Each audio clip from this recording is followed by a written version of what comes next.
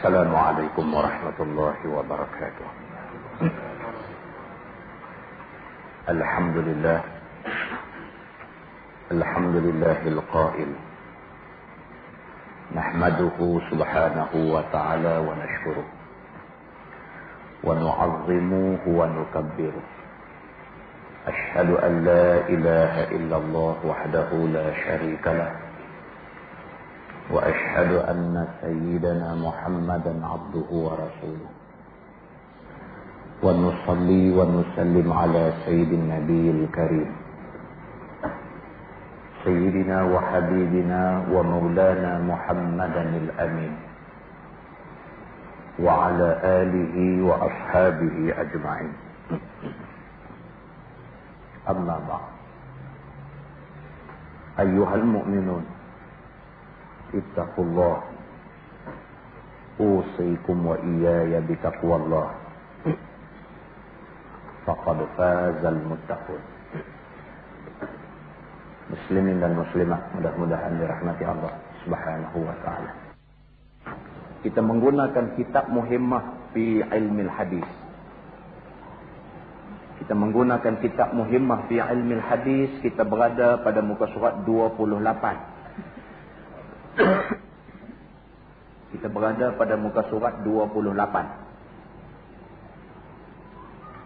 Dan telah berkata oleh Imam Al-Ghazali rahimahullahu ta'ala, bermula sabar atas kesusahan beristri dan kesakitan yang disakitinya oleh istrinya itu, iaitu setengah daripada beberapa faedah berkahwin, tetapinya tiada dapat manfaat dengan dia. Dia start pada malam ni, dia kata Imam Al-Ghazali bagi tahu kat kita, dia kata sabar dengan perangai bini itu adalah sebahagian daripada faedah orang yang kahwin, tetapi tak ada manfaat dengan benda ni. Maknanya cukup besar fadilat sabar ni. Di antara sebab nuzul ayat, Allah berfirman, a'udzubillahi minasyaitonir rajim, ud'u ila sabili rabbika bil hikmah wal mau'izatil hasanah wajadilhum billati hiya ahsan. Ayat tu. Di tengah-tengah ayat tu Allah Subhanahu wa taala sebut, fa in aqabtum fa'aqibu bimithli ma uqibtum bih wa la in sabartum lahuwa khairun lis-sabirin. Di antara sebab nuzul ayat ni ialah peristiwa yang berlaku ketika perang Uhud. Kita semua pernah dengar cerita perang Uhud. Dalam perang Uhud, Sayyidina Hamzah, bapa saudara Nabi, mati dibunuh. Hamzah dibunuh, dipotong telinganya. Selepas dia kena lembing, rebah, keluar satu orang perempuan nama dia Hindun. Hindun binti Utbah. Keluar dengan sebilah pisau, dipotongnya kedua-dua belah telinga Sayyidina Hamzah. Dipotongnya, dirompongkannya hidung Sayyidina Hamzah, kemudian ditikam dada Hamzah, tarik belah. Dirabut keluar hati Sayyidina Hamzah, bohlah mulut dia, mamah makan. Kemudian dia ludah balik. Hindun buat dekat Sayyidina Hamzah, pak saudara Nabi. Bila selesai habis semua perang Uhud, bila bubar, tentera kafir pun balik dan sebagainya, dan di ujung peperangan Uhud itu menang kepada tentera kafir. Nabi SAW mai dengan sahabat-sahabat dia, duk periksa balik, duk cari mayat-mayat sahabat yang syahid di dalam medan Uhud. Bila alih sahaja satu mayat Sayyidina Hamzah, Nabi teriak. 70 orang sahabat gugur di dalam medan Uhud. Dalam 70 orang tu, bila alih-alih satu mayat, tengok-tengok Sayyidina Hamzah, hampir-hampir muka Hamzah tak dapat dikenali lagi. Oleh kerana telinga sudah dipotong, hidung sudah dirompongkan, dada dibelah dan hati dipunggah keluar, keadaan mayat Sayyidina Hamzah tu hampir-hampir tak boleh dikenali lagi. Nabi SAW bila tengok kenai, ini bapa saudara dia, menangis Nabi. Serentak dengan itu Nabi bersumpah. Nabi kata, wallahi, Nabi kata, demi Allah, kalau ditakdirkan aku jumpa lagi musuh yang terlibat di dalam medan Uhud ini, akan aku buat seperti mana mereka buat pada bapa saudara aku. Nabi sumpah. Nabi kata, demi Allah, kalau jadi lagi sekali perang macam ni, aku akan pastikan musuh-musuh yang buat penakan aku macam ni, kena macam mana yang mereka buat kat dia ni. Nabi sumpah dalam keadaan marah. Allah Subhanahu wa taala turunkan ayat Quran pada Nabi. Lala tu juga turun ayat Quran, wa in aqabtum fa'aqibu bimithli ma uqibtum bih wa la in sabartum lahuwa khairun lis-sabirin. Turun ayat, Allah Subhanahu wa taala berfirman, kata dia, kalau sekiranya kamu nak balas kejahatan orang ke atas kamu, kalau kamu nak balas, maka balaslah dengan yang setimpal dengan apa yang dia buat. Kalau sekiranya dia tikam kamu mati, kamu tikam dia balik bagi mati. Qisas nama dia. Kalau sekiranya dia tumbuk kamu patah gigi kapak, kamu tumbuk dia bagi patah gigi kapak. Dia panggil qisas. Dalam Islam itu dia panggil qisas. So ayat Quran turun pada Nabi, Allah kata, kalau kamu nak balas, maka balaslah seperti mana yang mereka buat dekat kamu. Jangan lebih. Wala in sabartum. Allah kata, tapi kalau sekiranya kamu sabar, menerima itu sebagai takdir, lahuwa khairun lis-sabirin. Nescaya sabar itu lebih baik bagi orang-orang yang sanggup bersabar. Nabi bila terima ayat tu, terus hilang kemarahan dia. Ini kata Nabi Muhammad sallallahu alaihi wasallam. Tengah marah, Allah turunkan ayat tu. Allah kata, kalau kamu boleh sabar, itu lebih baik bagi kamu. Dengar ayat tu, hilang kemarahan Nabi. Terus Nabi berkata, aku akan bayar kifarat sumpah aku. Aku bayar balik dan aku tidak akan buat macam yang aku kata. Muslimin dan muslimat yang dirahmati Allah sekalian. Nabi begitu keadaan dia. Sahabat-sahabat yang duduk dekat dengan Nabi juga begitu keadaan dia. Sepotong ayat Quran mampu mengubah pendirian mereka dengan serta-merta. Sepotong ayat Al-Quran mampu mengubah keputusan yang sudah dibuat. Secebis nasihat daripada Nabi mampu menghentikan sahabat daripada terus melakukan perkara mungkar. Ini yang dikatakan soal iman yang dimiliki oleh Rasulullah sallallahu alaihi wasallam dan para sahabat Nabi ridwanullah alaihim ajma'in. Baik. Jadi dalam bab yang kita nak baca pada malam ini, dia bagi tahu mana-mana orang laki-laki yang ditakdirkan mempunyai seorang isteri, yang isteri itu selalu buat kerengah, selalu buat perangai, selalu menyakitkan hati dia, dan dia sabar di atas kerengah dan perangai isterinya, maka itu lebih baik bagi dia. Baik. Dan telah berkata oleh Imam Al-Ghazali, mana tadi? Iaitu setengah daripada beberapa faedah berkahwin, tapi tiada manfaat dengan dia, melainkan salah satu daripada dua laki-laki. Iaitu ada kalanya laki-laki yang dia qasadnya itu akan memerangi akan hawa nafsunya dan melawani akan dia. Dan lagi ia hendak menyucikan akan perangai yang kejahatan yang di dalam hatinya.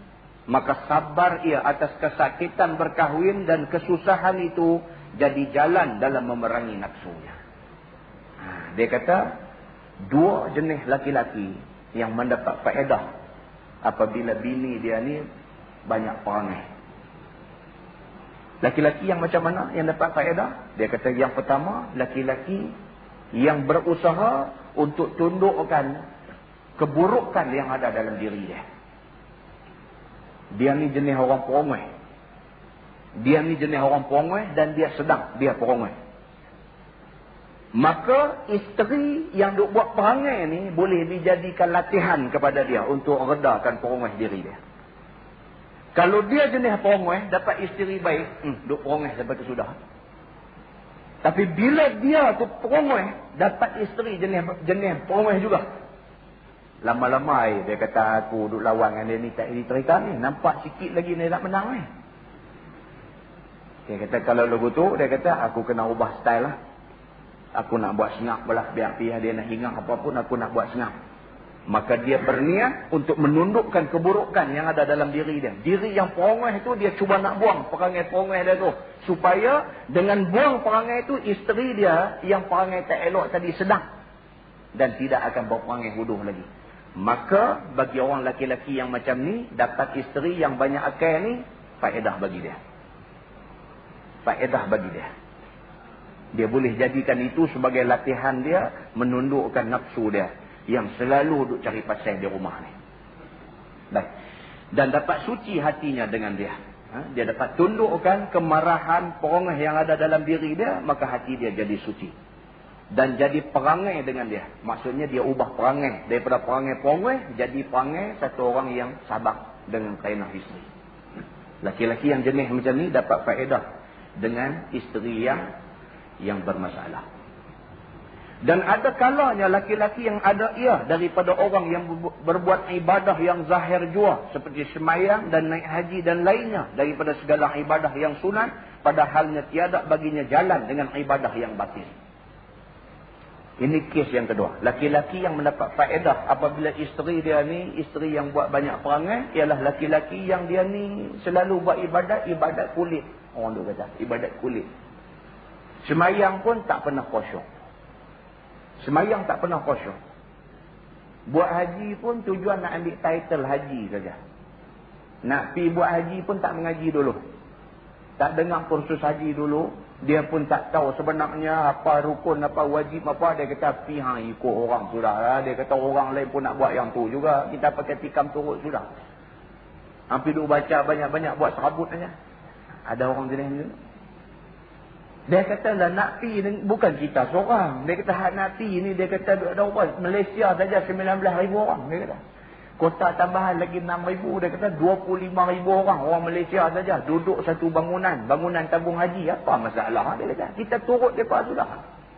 Tak gaduh kursus apa. Turut sudah. Sampai di kompleks haji bayar lepas tengok depa pakai ihram, kita pakai. Naik kapal terbang sampai kawasan miqat, mereka buat pengumuman. Mereka kata kita dah melalui kawasan miqat, boleh niat ihram. Mereka bagi contoh pula nawai itu. Turut sudah. Esok sampai di Jeddah, dia kata esok turutlah kita ramai. Dia kata kalau naik bas semua. Tak kau boleh naik bas kita naik motor pun. Dia kata cakap panas. Dia kata apa masalah? Dia kata handuk pergi kursus haji, dia kata ustaz tu tak bercakap apa aku tahu. Aku pergi 2 kali, aku tahu lah. Dia kata cakap apa aku tahu, sampai tak tahu biji buah. Dan handuk pergi lagi baik. Kan? Lalu dia pergi ke Mekah. Dia balik Mekah, bawa balik title haji juga.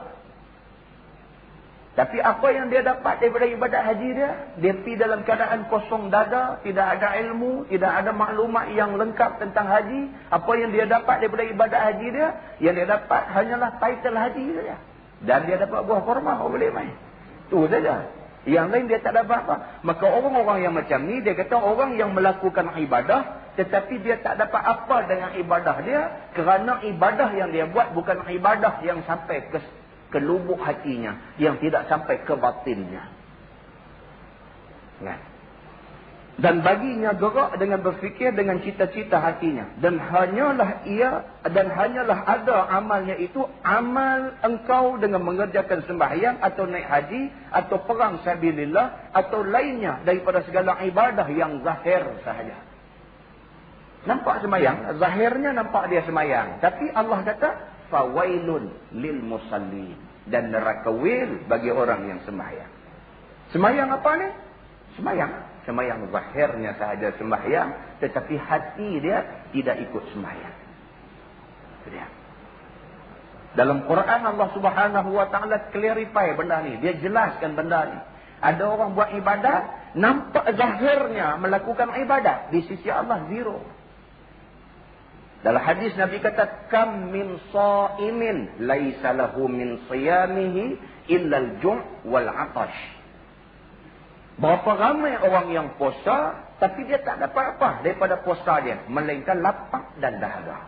Nampak? Puasa tak puasa? Puasa. Tapi Nabi kata dia tak dapat apa. Baca Quran. Allah kata, kam min qari'in yaqra'ul Qur'ana wal Qur'anu yal'anuh. Nabi kata pula, berapa ramai orang yang baca Quran, sedangkan waktu dia duk baca Quran itu melaknat dia. Dia baca tak Quran? Baca. Tetapi Quran laknat dia. Maka semua ni, ayat Quran dan hadis yang kita bawa sebagai contoh ini, menunjukkan ada manusia yang melakukan ibadat, tetapi ibadat itu dilakukan tanpa ilmu yang cukup. Maka akhirnya, dia menjadi manusia yang hanya melakukan ibadat zahir, sedangkan batinnya tidak beribadat kepada Allah. Bagi laki-laki yang selalu melakukan ibadat yang jenis zahir ini, kata dia, maka amalnya bagi ahlinya dan anaknya dengan berusaha menghasilkan rezeki yang halal bagi mereka itu, dan berdiri dengan mentarbiah mereka itu, serta sabar ia akan kesusahan yang demikian itu, iaitu terlebih afdal daripada berbuat segala ibadah yang lazim bagi badannya sahaja. Bagi laki-laki yang jenis macam ini, jenis tu buat ibadat tapi ilmu tak ada, buat ibadat semayang tapi tak khusyuk, buat ibadat puasa tapi tak pelihara mata, telinga, mulut daripada melibatkan diri dalam benda-benda dosa, baca Quran tapi tidak menjaga hatinya supaya baca Quran mendapat khusyuk, sebaliknya membaca Quran dengan penuh riak, sombong, sum'ah, nak bagi orang dengar dia baca sedap dan sebagainya. Maka orang-orang yang macam ni, kalau ada bini yang banyak perangai, yang banyak akal, yang banyak kerana, maka bini yang banyak kerana tu membantu dia dapat pahala kalau dia sabar. Itu dia nak abang lagi lah. Kita duduk semayang apa semua, 2-3 benda tak sempurna, tak elok dan sebagainya. Bila dapat isteri yang banyak akal ni, menampung kekurangan kita dalam pahala-pahala yang tadi ni, dan memberi pahala lain kepada kita, iaitu pahala sabar di atas perangai isteri ni. Baik. Syahadan. Ni syahadan ni kira dia nak bawa hikayat lah. Maka adalah segala orang yang sabar atas kesakitan dan kesusahan yang datang daripada ahlinya dan anaknya itu, amat besar pahalanya dan martabatnya kepada Allah Subhanahu wa ta'ala. Kalau jadi bapa, sabar dengan perangai anak-anak. Kalau jadi suami, sabar dengan perangai isteri dan sebagainya.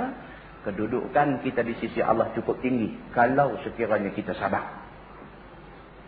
Seperti yang diceritakan orang bahawa sesungguhnya adalah Nabi SAW itu kasih sayang lagi membaikkan perangai serta perempuan yang diperbuatnya isteri itu.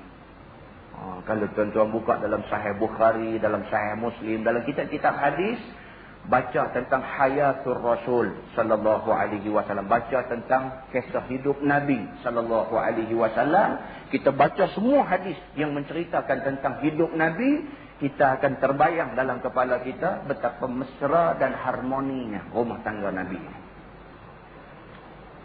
Sampai isteri dia Sayyidatina Aisyah radhiyallahu anha pernah cerita, dia kata Rasulullah ini adalah suami yang paling baik, sehingga kan cari bajunya dan koyak kasutnya ditampalnya sendiri. Baik, cukup baik. Kan? Kita nak pergi kerja baju tak setrika, tendang papan nak duduk setrika, tendang terpelanting pergi ke dinding. Mana dia baju?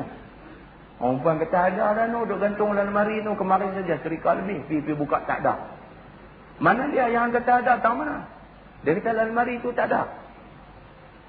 Pergi pegang tangan bini, tarik main, buka lemari, ambil lekang pintu. Perangai. Tengok. Mana dia baju? Bini pun, Allah, kemarin nak tengok ada. Peng menyawa, pergi cari papan apa nama setrika tu, buka sendiri, pasang wayar sendiri, ambil setrika, nak setrika sendiri. Kan? Bini pun main saya buat main, hampir tepi, tendang papan piung, kata terpelantin. La ilaha illallah. Ni cerita ni contoh lah, pasal ada orang perempuan telefon agak, dia kata, Ustaz saya tak tahu nak buat lah, perangai suami saya ni, dia kata tak tahulah Ustaz, sikit punya pasal, kadang-kadang bukan kita saja buat Ustaz, sikit punya pasal, dia kata. Dia mengamuk ni, saya nak takut saya. Tu papan nak duduk setrika baju tu, sikit lah, tendang terpelantin. Turunan hang cepat ke apa pun kita tak tahu kan. Baru ni kuliah kita di Taman Berang. Dia bertanya satu soalan. Dia berkata, Ustaz, apa hukum orang perempuan nak pergi ke Mekah? Sama ada nak buat haji ataupun nak buat umrah. Sedangkan mahram tak mau pergi sama. Boleh pergi ke tak? Saya kata berdasarkan kepada hadis Nabi SAW. Cerita seorang sahabat pergi berperang sama dengan Nabi. Dah sampai dah di medan perang tu. Hati dia duk teringat di rumah lagi. Lalu dia pergi jumpa Nabi. Dia kata, Ya Rasulullah. Dia kata, Inni uktutitu fi ghazwati kaza wa kaza. Dia kata, Ya Rasulullah, aku difardukan untuk turun dalam perang bagian-bagian. Dia habangkan Nabi, aku ni diperintahkan, diwajibkan, difardukan untuk main perang. Sedangkan isteri aku, dia kata, kharajat hajatan. Dia nak pergi kerjakan haji. Bagaimana dengan keadaan aku main perang ni? Bagaimana dengan keadaan isteri aku yang nak pergi buat haji sedangkan aku tak boleh pergi sama dengan dia ni? Nabi bila dengar macam tu, Nabi kata kat dia, intaliq. Nabi kata, intaliq fahujja ma'am ra'atik. Nabi kata, kalau begitu, hang pergi balik. Nabi kata, hang tak usah perang. Hang pergi balik, kerjakan haji sama dengan isteri kau. Daripada hadis itu, ulama buat kesimpulan, ibadat haji yang wajib sekalipun, suami pergi sama. Mahram kena ada. So, ulama buat keputusan, orang perempuan kalau nak pergi, mesti berserta mahram. Sama ada suami, atau bapa dia, atau abang dia, atau adik laki-laki dia. Dan ada pendapat ulama kata, ataupun diganti dengan 2 orang perempuan yang fiqah, yang fiqat, yang dipercayai.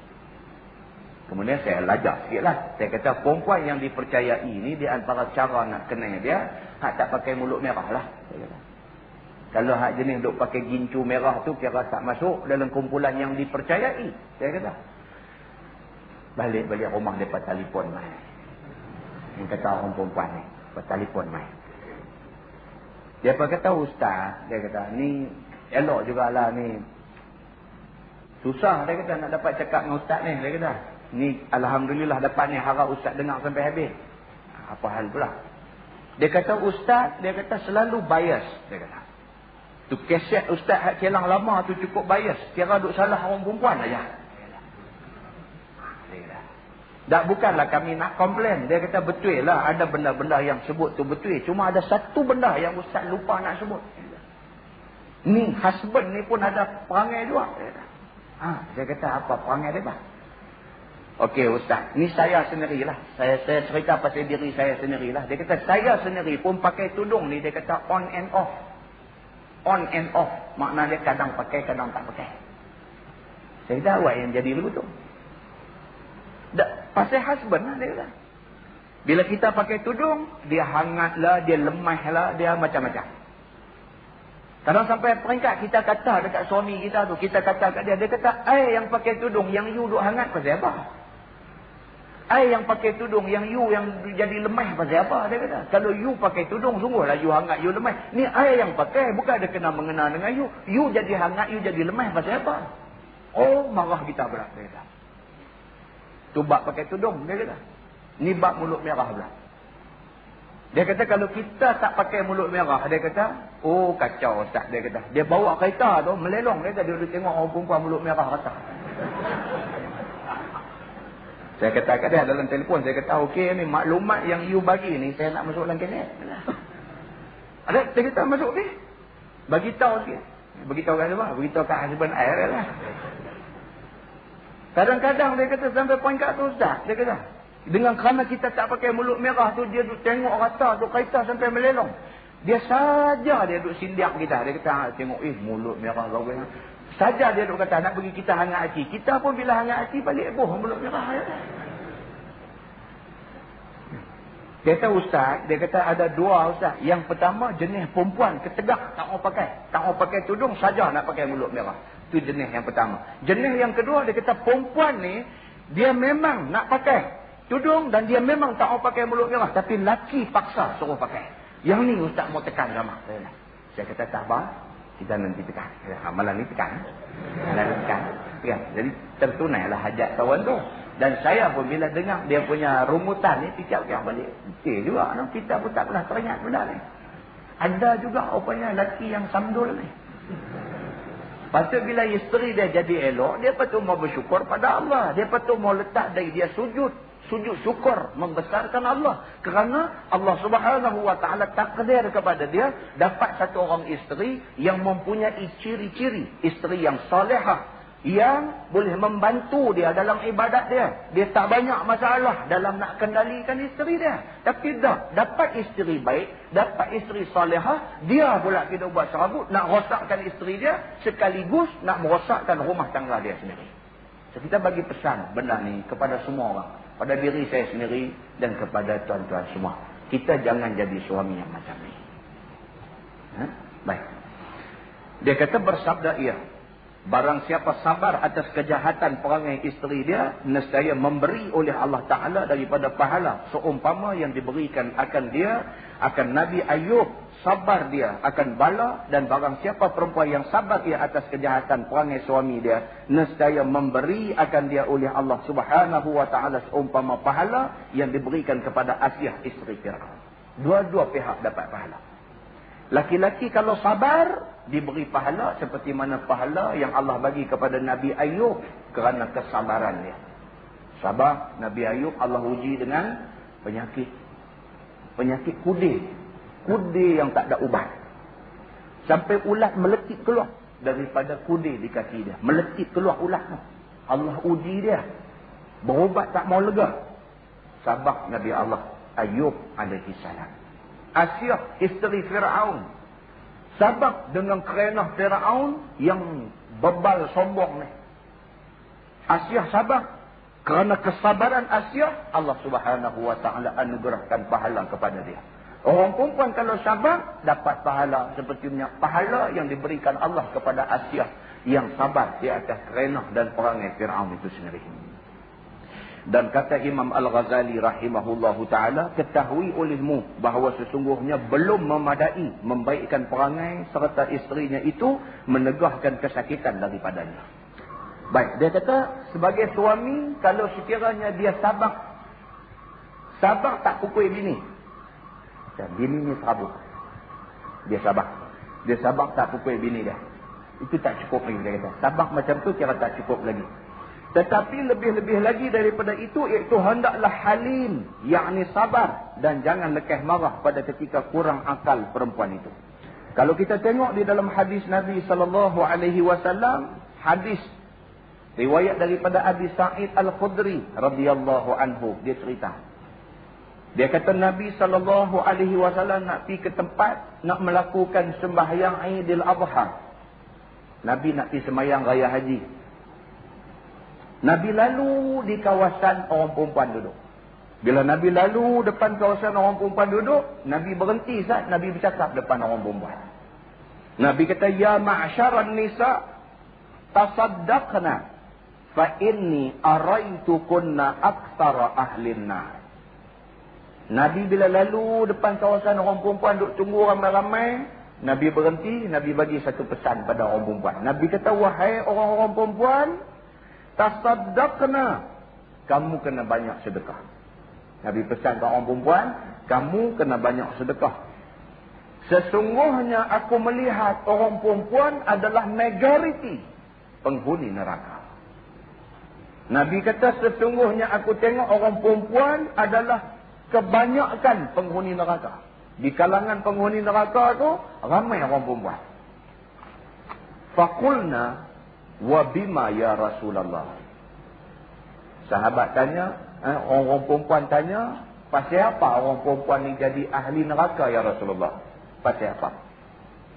Qala, jawab Nabi SAW, tukthirul li'an.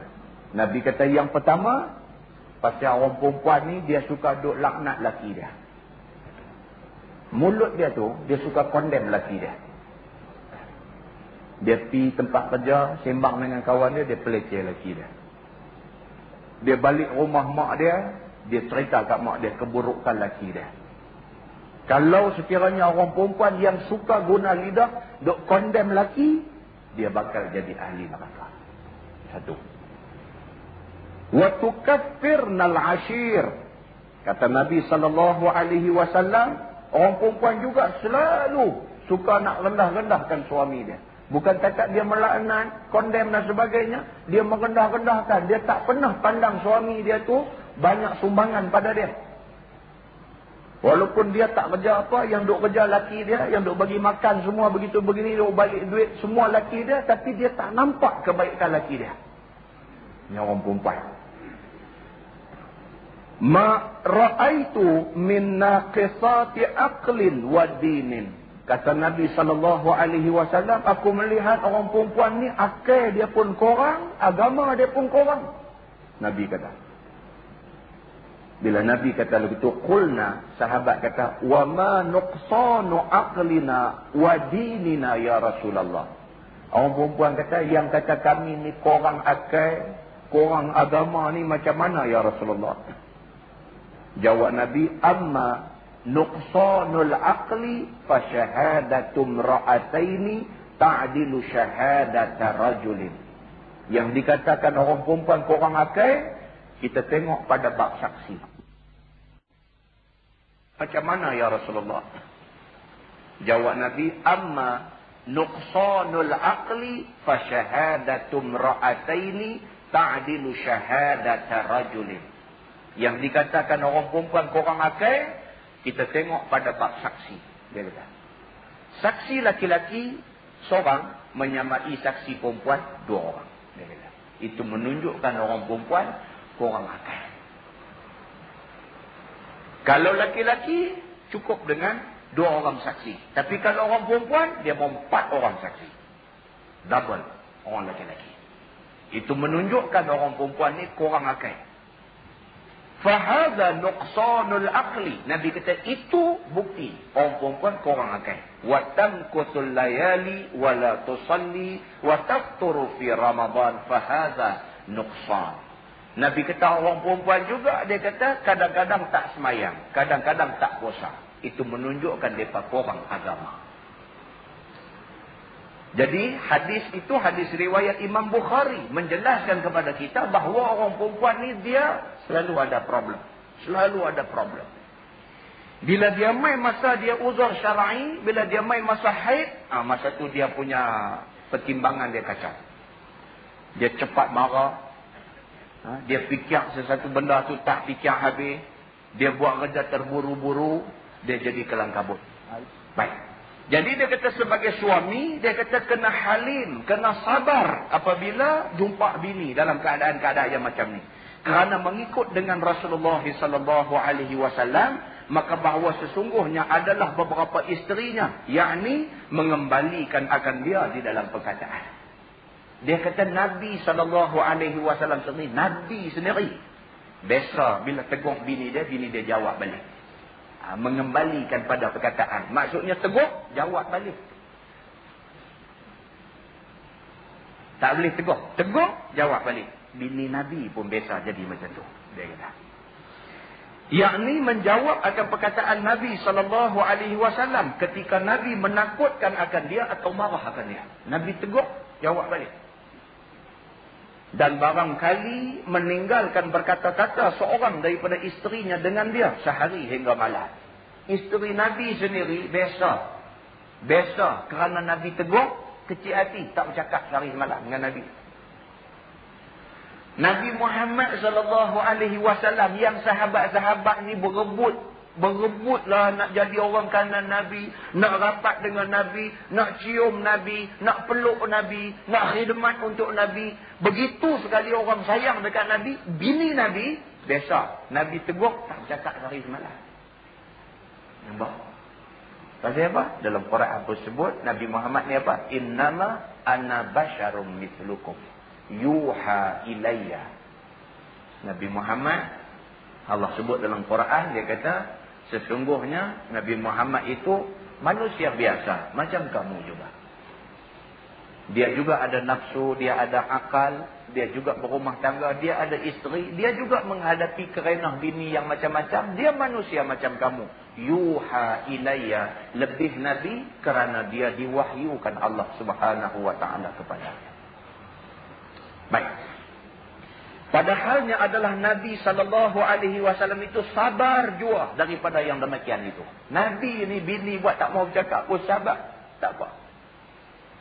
Bila dia tegur, bini jawab balik. Tak apa. Nabi sabar dia akan kelakuan isteri-isteri dia. Dan lagi tiada lekas marah dia. Nabi ni bukan orang jenis hot temper. Sikit-sikit nak melenting marah dah. Nabi ni sabar banyak. Dan diriwayatkan oleh setengah ulama bahawa sesungguhnya adalah seorang daripada isteri Nabi SAW memarah, maka menolak ia dengan tangannya akan dada Nabi SAW. Marah ke Nabi, bukan cakap marah, beralih ke lain tak mau bercakap. Bahkan Nabi mai dekat dia, tolak dada Nabi pergi ke lain. Biasa berlaku macam tu dan diriwayatkan oleh setengah ulama. Maka marahnya akan dia oleh ibunya. Maka sabda Nabi SAW, tinggalkan olehmu, maka bahawa sesungguhnya telah memperbuat ia akan yang terlebih banyak daripada yang demikian itu. Dia tak sebut isteri Nabi yang mana. Nabi pergi dekat dengan isteri dia, nak melawak lah gamaknya kot. Bini masa tu bad mood. Mood tak apa baik. Tolak dada Nabi. Tolak Nabi melayah. Mak mentua duk ada datang tu. Mak isteri Nabi ni duk ada situ. Mak mentua Nabi ada. Mak mentua tengok-tengok tu marah anak dia. Dia kata, apa ni hang ni buat macam ni? Hang tak kenaikah ini Rasulullah? Nabi kata apa? Nabi kata tak sadut marahlah. Dia kata biasalah, lebih pada ni pun dia biasa buat kat aku. Dia. Nabi kata tak sadut marahlah, ni sikit lah, tolak dadah ni melawak gitu aja. Lebih pada ni dia biasa buat. Nabi kata. Dan sabda Nabi SAW, bermula yang terlebih sempurna iman orang yang mukmin itu, iaitu orang yang terlebih baik perangai itu. Dia kata orang di kalangan orang Islam yang beriman ni, orang yang paling baik Islam dan iman dia ialah orang yang akhlaknya baik. Akhlaknya baik. Dan yang terlebih mengasihani dan menyayangi, yakni sayang dengan ahlinya. Dan orang yang paling baik di kalangan orang yang beriman ialah orang yang sayang kepada keluarga dia. Sayang pada isteri dia, sayang pada anak-anak dia. Kita selalu dengar hadis Nabi SAW satu hari balik dari masjid, Nabi balik ke rumah dia. Ikut sama balik dengan Nabi seorang Arab Badui, nama dia Aqra bin Habis nama dia. Dia balik sama dengan Nabi. Bila sampai di rumah Nabi, buka aja pintu, cucu Nabi Sayyidina Hasan dengan Sayyidina Husain lari mai dekat Nabi. Lari budak-budak. Nabi pun terus duduk dukung cucu dia. Hasan di sebelah kanan, Husain di sebelah kiri. Dukung cucu dua-dua orang sekali. Badui yang bernama Aqra bin Habis ni, bila dia tengok Nabi macam tu punya manja dengan cucu, dia golek kepala. Dia kata dekat Nabi, dia kata wallahi, dia kata indi asyratan minal aulad. Dia kata demi Allah, dia kata aku ada 10 orang anak. Dia kata Arab ni dia pemegah anak ramai. Wallahi indi asyratan minal aulad. Demi Allah aku ada 10 orang anak. Ma qabbaltu ahadan minhum. Seorang pun aku tak pernah peluk, tak pernah cium pada muka mereka. Badui ni. Oh, dia kata aku anak 10 orang, seorang pun aku tak pernah peluk, tak pernah cium. Hang ni dengan cucu pun punya merak manja bila boleh. Dia heran. Nabi kata apa? Nabi kata man la yarham la yurham. Nabi kata siapa yang tak erti kasih sayang pada orang, dia tidak dikasih dan tidak disayang oleh Allah Subhanahu wa taala. Itu menunjukkan Nabi ini satu orang yang penyayang kepada keluarga dia. Dan tersebut di dalam syarah Arba'in bagi Imam Nawawi rahimahullahu ta'ala. Dan tersebut di dalam Sahih Muslim. Sabda Nabi SAW, la yaqruk mu'min mu'minatan in ukriha minha khuluqan arda minha akhar. Artinya, jangan marah seorang mukmin akan isterinya yang mukmin jika dibencikannya ia daripada perangainya. Maka rebalah engkau daripada perangainya yang lain pula. Yang ni yang orang putih duk ambil ni. Dia ambil daripada apa yang Islam habang. Islam kata apa? Dia kata kita melihat sesuatu, biarlah kita melihat secara positif. Kita melihat sesuatu, biarlah kita lihat secara positif.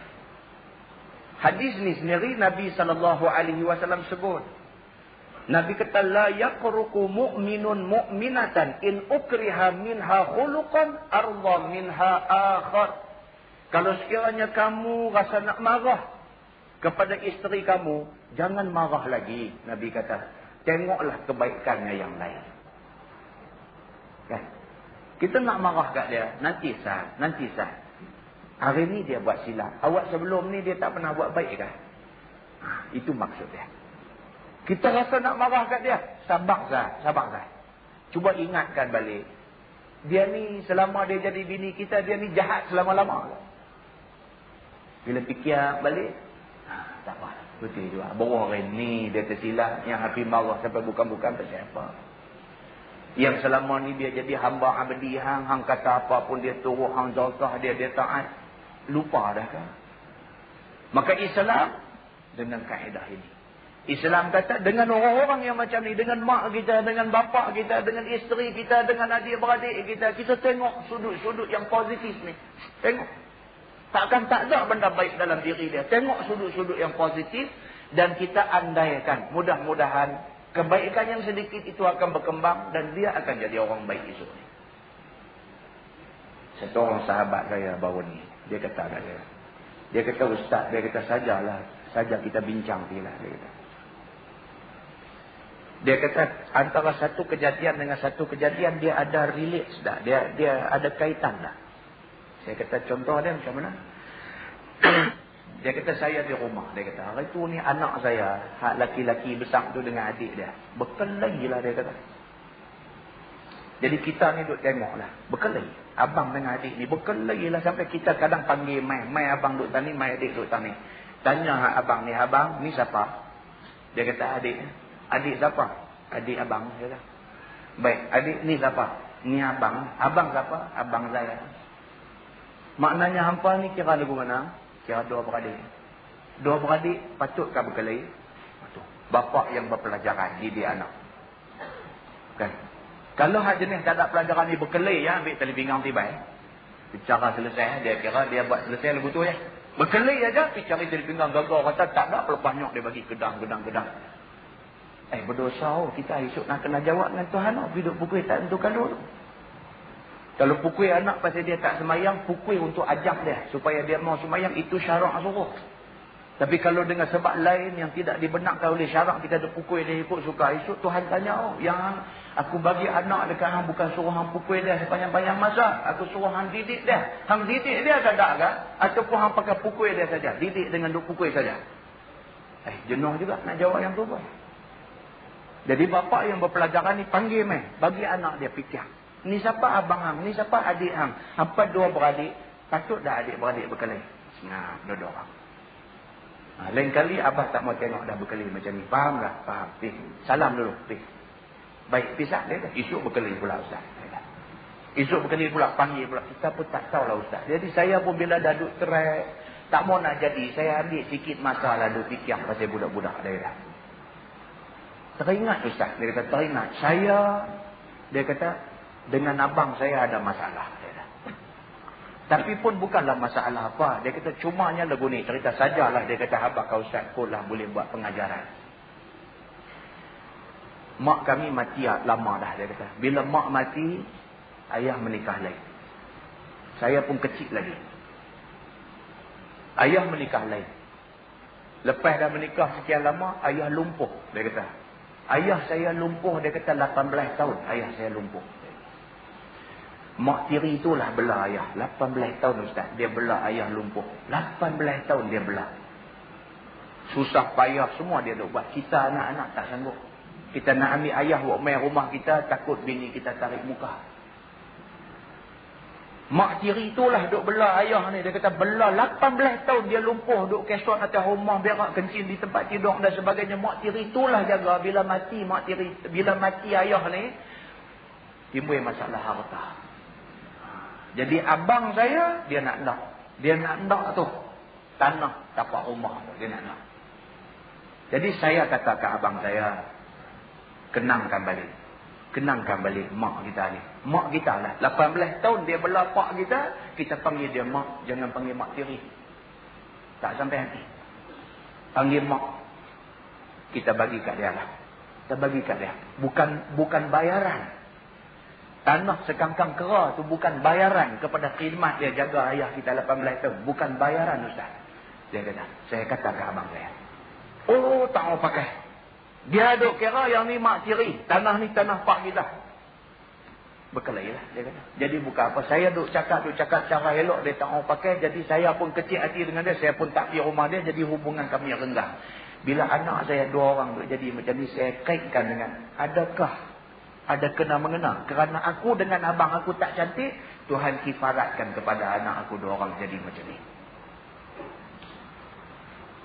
Saya kata saya tak berani jawab. Mungkin ada kena-mengena. Saya kata mungkin. Ataupun mungkin ada sebab lain lah. Tapi apa hal pun bagi elok. Okey Ustaz. Dia kata lah saya dah bagi elok lah.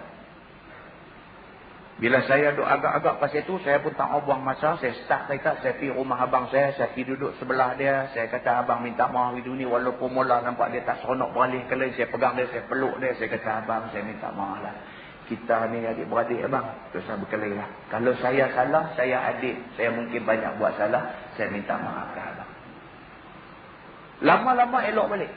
Elok balik. Abang dia pun peluk dia balik apa semua. Selesai masalah krisis kami adik-beradik. Tapi Ustaz nak cerita ke Ustaz, ajaibnya Tuhan ni yang kata Allah ni Tuhan Maha Besar. Dia kata saya balik ke rumah, daripada lepas pada tu saya balik, anak saya tak berkelahi dah Ustaz. Dia kata, tak berkelahi dah anak 2 orang ni, tak berkelahi dah. Saya Allahu Akbar, saya buat sujud syukur Ustaz. Saya buat sujud syukur. Dia kata selesai satu bab, tak berkelahi dah Ustaz. Saya rasa tu dia kata Allah Subhanahu Wa Taala ni kadang-kadang dia nak tarbiyah kita, dia nak didik kita, dia tunjuk dandan tu. Kerana hang dengan abang hang tak cantik, aku tunjuk pada anak hang.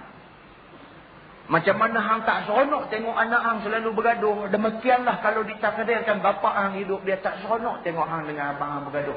Saya bagi selesai bang, Allah tunjuk Ustaz. Muslimin dan muslimat yang dirahmati Allah sekalian. Itu dia, kita nak cerita Tuhan ni. Kadang-kadang dia didik manusia ni sampai poin satu dia didik kita. Dia didik kita, dia nak bagi kita sedar. Cuma ada manusia yang Tuhan nak didik dia, tapi dia tak sedar. Ada. Kereta dia ni hingga duk rosak sepanjang masa. Sepanjang masa rosak, dia pun tak pernah cek balik pasal apa rosak, dia duk tuduh kereta dia koman. Bila cek balik, oh rupanya ada sangkut tang mana, duk balas duit rasuah. Ada. Dia duk balas duit rasuah. Tuhan bocokkan kok kereta tu, duit duk keluar kok kereta. Ada. Dia boleh tunjuk macam-macam. Macam-macam. Anak jadi macam manakah, lugu mana. Dia boleh tunjuk. Bila cek balik, oh, aku selalu duk buat klaim mileage saja buat lebih. Semua tu tak cantik tu. Semua tu duit tak cantik. Duit haram tu. Apa ada pada RM1, apa ada pada RM50. Kalau sekiranya yang Tuhan nak rabut, ambil balik RM500. Kerana sedikit duit haram. Kita dah baca hadis di surah Taman Kerian. Bab jual beli kita di sana. Nabi SAW sebut, dia kata manusia kalau memakai sehelai baju, yang baju tu dibeli dengan harga 10 dinar. 1 dirham daripada 10 dinar itu, 1 dirham duit haram. Allah tidak terima sembahyangnya. Bayangkan kita makan duit haram, kita makan rasuah, kita makan duit-duit yang tidak dengan jalan yang benar. Duit tu kita masuk dalam perut kita, kita bagi makan anak-anak kita. Subhanallah, apa Tuhan nak tunjukkan kita ni? Na'udzubillah. Jangan terliok dengan benda-benda haram ni. Jangan terliok, sikit pun jangan terliok. Kalau nampak kacau, tak apa nak clear, tinggal bang. Jangan libatkan diri. Kerana kesan dia buruk sekali. Di akhirat dah tentu buruk. Atas dunia ni, Tuhan tunjuk lah. Jangan buat benda-benda macam tu semua. Baik. Dia kata dan lain pula.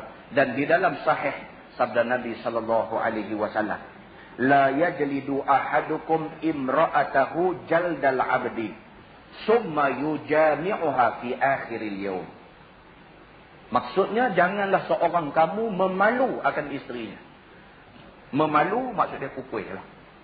Palu. Bukan maksud memalukan isteri dia tak. Maksud dia pukul. Janganlah seseorang kamu pukul isteri kamu. Seperti memukul hamba kamu sendiri. Kemudiannya jima' pula ia pada akhir harinya. Nabi kata, orang Islam jangan buat perangai lagu tu. Di satu waktu marah kat bini ni, bukan setakat maki hamu nak bubuh penampang, tiba dia dan sebagainya, sakitkan bini. Saat lagi bila main malam, kita jimat dengan dia. Jangan kita jadi perangai macam tu. Awak bini kita ni menatang dah. Boleh duk pukul dia ikut suka. Boleh duk guna dia bila-bila masa. Jangan, sebagai orang Islam, jangan buat macam tu. Hikayat orang, dia kata bahawa sesungguhnya seorang laki-laki datang ia kepada Sayyidina Umar Al-Khattab radhiyallahu anhu. Padahalnya hendak mengadukan kepadanya akan kejahatan perangai isteri dia. Ada seorang sahabat, dia nak jumpa Sayyidina Umar, nak cerita pasal bini dia ni perangai huduh. Maka berhentilah ia di sisi pintunya, yakni di pintu rumah Sayyidina Umar. Dia pergi rumah Sayyidina Umar sampai tepi pintu berhenti. Menanti ia, laki-laki itu akan keluar Sayyidina Umar. Pergi di situ tujuan nak tunggu Sayyidina Umar keluar. Maka mendengar ia akan istrinya berpanjanglah menyakiti atasnya dengan lidahnya. Pergi dengar Sayyidina Umar duk kena maki dengan bini dia. La ilaha illallah. Dia nak pergi jumpa Sayyidina Umar, nak mengadu kat Sayyidina Umar pasal perangai bini dia ni. Bini dia perangai huduh. Pergi Sayyidina Umar pun duk kena maki juga dengan bini. Barulah pakat bangkit menyanyi, kita serupa. Samalah kita dua orang lah. Dan padahalnya ia diam juga. Sayyidina Umar, bini aja duk bunyi bum bum bum bum bum. Sayyidina Umar senyap tak jawab apa. Ia dah jawab atasnya. Maka berpaling laki-laki itu. Padahal berkata ia, ini hal Amirul Mukminin. Dia bila pipi, dengar Sayyidina Umar duk kena maki, dia pun kata tak ada guna aku main nak mengadu kat dia. Dia pun kena maki juga. Lah lagi baik aku beralih-balik lah. Dia beralih nak balik, duk ingatlah hati dia. Dia kata, tara Sayyidina Umar, Amirul Mukminin pun kena maki. Dia kata, aku kena biasa. Dia kata. Kan, macam lah ni lah. Satu orang sahabat menikah lebih pada seorang. Menikah dua ke menikah tiga ke. Jadi adalah sikit kacau dalam rumah tangga tu. Bila dah kacau, pi nak mengadu kat Tok Kadi. Pi Tok Kadi pun duk kena senduk balik mail juga. Pasal Kadi pun pergi menikah di Siam juga seorang lagi. Kan? Karut lah. Lepas dia pergi cerita karut. Kita nak pergi mengadu kat dia. Tengok-tengok dia pun, tu dia punya senduk duk pelanting keluar. Lagi baik kita balik lah. Kan? Cerita dia itu. Jadi sahabat ni duk rasa macam tu. Dia rasa macam tu. Apa guna aku mengadu dekat Sayyidina Umar kalau Sayyidina Umar pun serupa macam aku aja. Baik. Maka betapa hal aku ini. Dia kata kalau Amirul Mukminin pun macam tu, aku ni lebih-lebih lagi lah. Maka keluarlah Sayyidina Umar. Maka melihat ia akan laki-laki itu sudah berpaling pergi. Maka menyerulah oleh Sayyidina Umar akan dia, yakni memanggil ia akan laki-laki itu. Kebetulan bila dia ni konak nak balik, Sayyidina Umar keluar rumah. Dia tengok, ni mana biar Syekh mai? Panggil. Dia kata, mai sini Syekh, nak jumpa aku kan? Dan berkata pula, ya, apa hajat engkau datang? Sayyidina Umar tanya, ni hang mai ni pasal apa? Apa hal? Maka berkata ia, ya Amirul Mukminin, datang aku kerana mengadu aku akan dikau, akan kejahatan perangai isteri aku. Dan berpanjanglah menyakiti atas aku. Maka mendengar aku akan isteri engkau, seperti yang demikian juga. Dia kata, aku main nak repot ke hang? Main-main tengok hang pun serupa aku saja. Dia kata, tak apalah. Dia kata.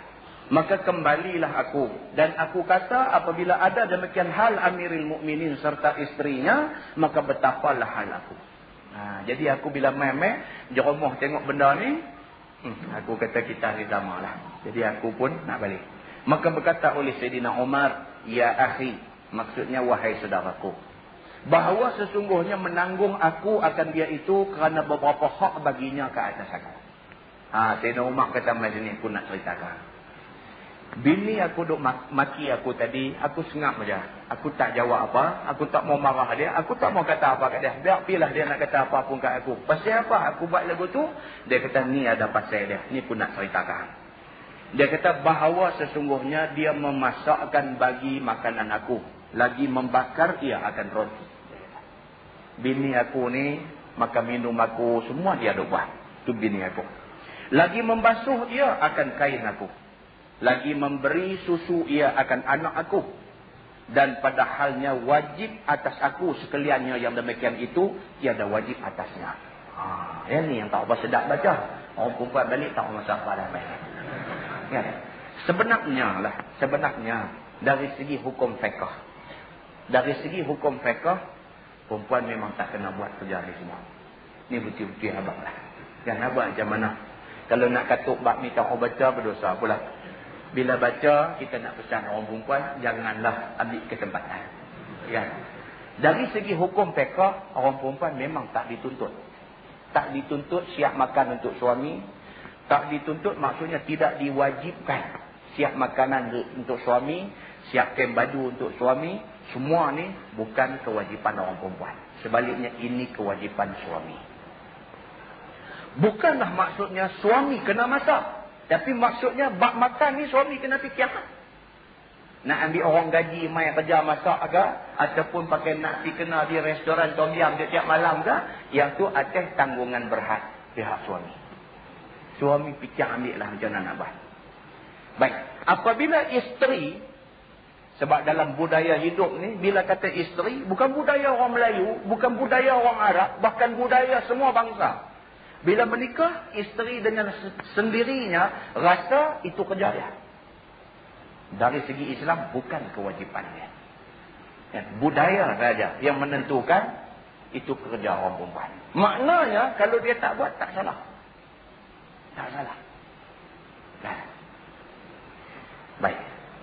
Kalau kita tengok dalam perbahasan fiqh yang detail-detail sampai ke peringkat dia kata apa? Seorang laki-laki kalau nak menikah seorang perempuan, kalau sekiranya perempuan itu daripada keluarga yang senang lenang dan kaya raya, maka wajib ke atas suami menyediakan kemudahan seperti mana kemudahan yang diterimanya semasa dia dengan bapaknya.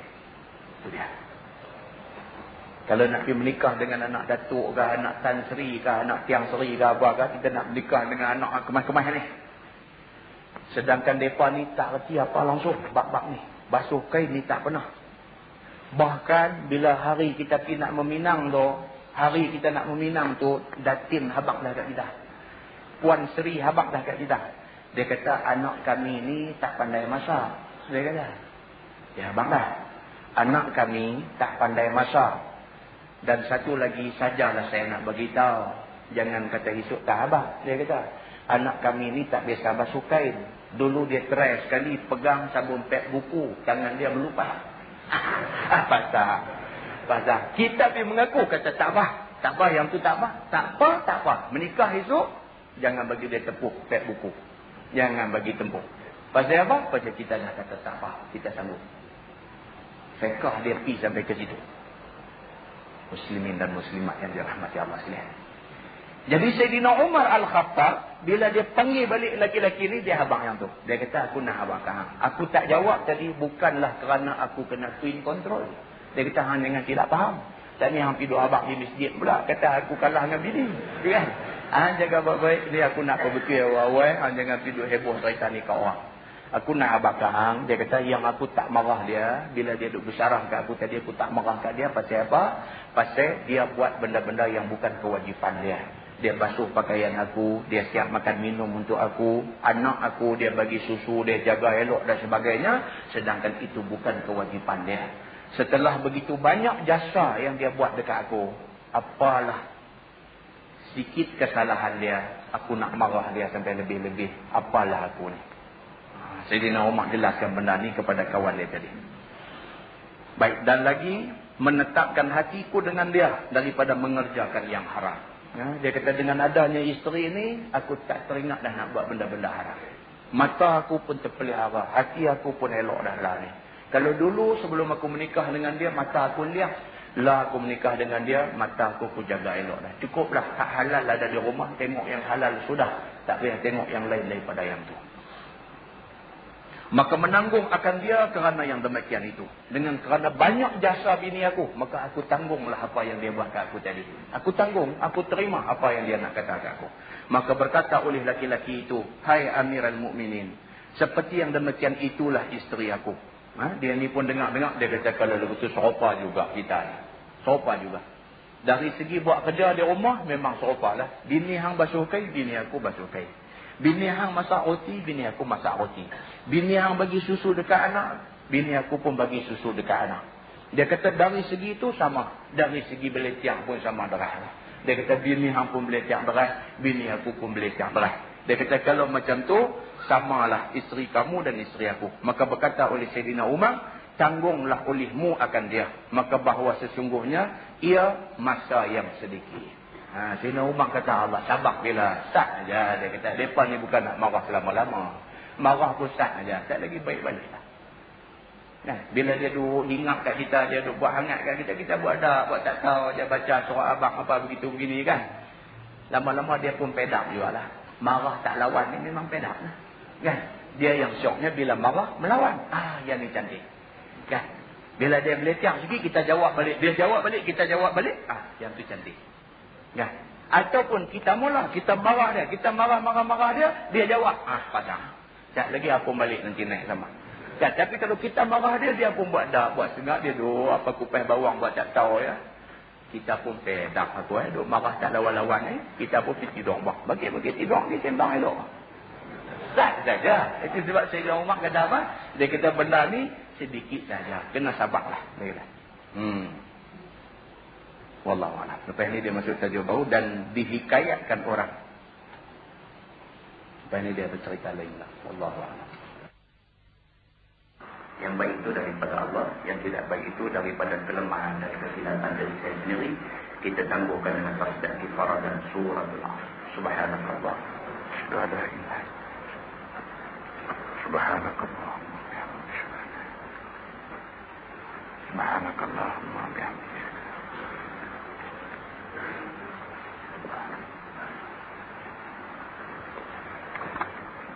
Bismillahirrahmanirrahim. Wal 'asr innal insana lafi khusr illa alladhina amanu.